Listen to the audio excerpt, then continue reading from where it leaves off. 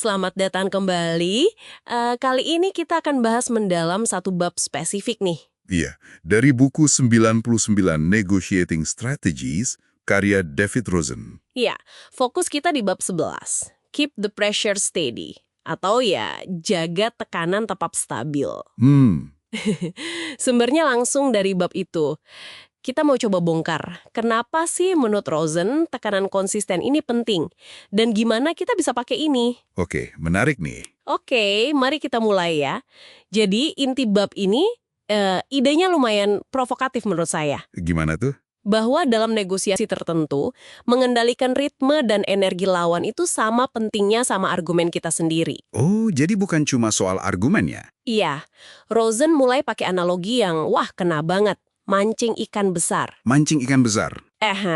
Pemancing hebat itu tahu cara naklukin ikan raksasa itu bukan ditarik paksa terus, tapi talinya dijaga tegang terus, stabil, gitu. Oke. Dimaksud Rosen. Bener kan? Iya, jadi kalau kita bisa jaga tekanan psikologis dan fokus secara stabil, lawan itu nggak punya ruang buat napas. Napas dalam arti? Ya, dalam arti mereka jadi susah ngumpulin argumen balasan, atau nyusun ulang strategi, atau bahkan sekedar nenangin diri. Oh, Mereka terus dibikin kerja di bawah tekanan kita. Mirip kayak ikan yang terus ngerasain tarikan tali pancing itu. dengar analogi itu, saya jadi kepikiran, gimana persisnya bentuk tekanan stabil ini kalau di meja perundingan? Menurut Rosen, apa cuma ngomong terus gitu? Nggak sesederhana itu juga sih. Rosen kasih contoh praktis, terutama kalau negosiasinya tatap muka. Oke, gimana contohnya? Dia saranin sebisa mungkin hindari jeda yang nggak perlu. Kayak istirahat makan siang yang kelamaan, atau interupsi lain yang bisa mecah konsentrasi. Jeda makan siang ya? Iya. Ada kutipan penting nih dari dia. Jaga fokus target Anda pada kesepakatan. Jeda dan gangguan bisa membuat Anda kehilangan kesepakatan. Terus gulirkan negosiasi dan jaga tekanan tetap stabil. Jadi tujuannya bukan cuma jaga momentum aja ya? Betul. Ada yang lebih dalam lagi. Lebih dalam? Maksudnya, Maksudnya itu? menimbulkan kelelahan. Bukan cuma capek fisik ya, duduk lama gitu, tapi terutama kelelahan mental. Semacam decision fatigue gitu. Oh, kelelahan mental. Iya, sama kayak ikan yang akhirnya capek ngelawan tarikan terus-menerus, target negosiasi Anda juga bisa capek secara kognitif. Dan kalau udah capek, Nah, kalau udah lelah, orang kan cenderung kurang tajam ya analisisnya. Lebih gampang bikin kesalahan, dan ya lebih mungkin nerima tawaran atau kasih konsesi cuma biar prosesnya cepat selesai, karena udah capek. jadi ini soal menguras daya tahan mental lawan pelan-pelan? Tepat sekali. Ini soal daya tahan.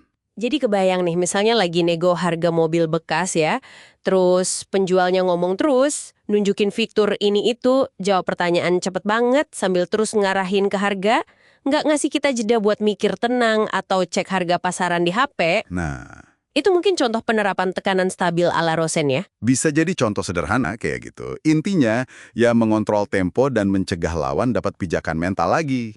Tapi, strategi neken terus ini kedengarannya lumayan intens ya.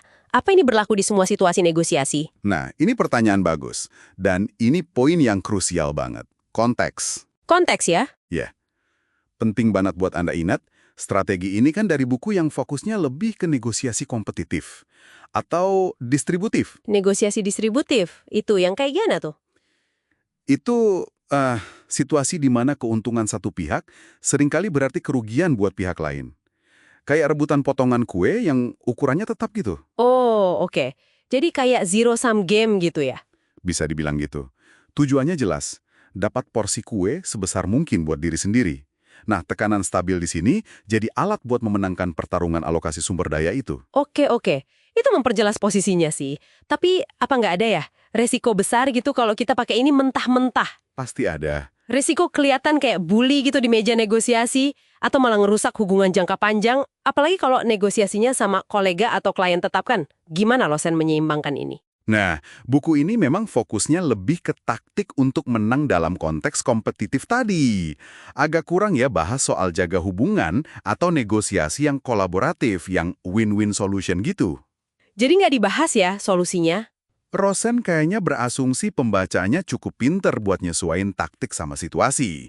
Tapi ya jelas, kalau menerapkan tekanan stabil secara membabi buta, risikonya besar sekali. Bisa merusak hubungan dan reputasi. Jadi perlu pinter-pinter baca situasi ya. Banget, kecerdasan emosional dan kemampuan membaca situasi Anda itu jadi kunci di sini. Oke, jadi intisari dari bab 11 ini yang bisa Anda ambil, menjaga tekanan psikologis secara konsisten dalam negosiasi, mirip pemancing jaga tegangan tali, itu bisa jadi cara efektif buat melemahkan daya tahan lawan pelan-pelan. Tapi, Khususnya dalam situasi kompetitif ya. Kuncinya menurut Rosen adalah meminimalkan jeda yang bisa bikin lawan pulihin tenaga mentalnya. iya, betul. Tapi ini tentu saja memunculkan sebuah pertanyaan reflektif yang menarik ya buat Anda renungkan. Pertanyaan apa tuh? Ya, gimana caranya menerapkan prinsip tekanan stabil ini, tapi dengan cara yang lebih halus, lebih strategis? Gimana biar nggak kelihatan agresif gitu ya? Betul. Gimana jaga fokus dan momentum tanpa harus terlihat memaksa? Apalagi kalau Anda lagi negosiasi yang butuh pendekatan kolaboratif. Atau pas berhadapan sama orang yang hubungannya pengen Anda jaga baik-baik. Atasan, tim, atau bahkan, ya, pasangan mungkin. Wah, iya juga ya.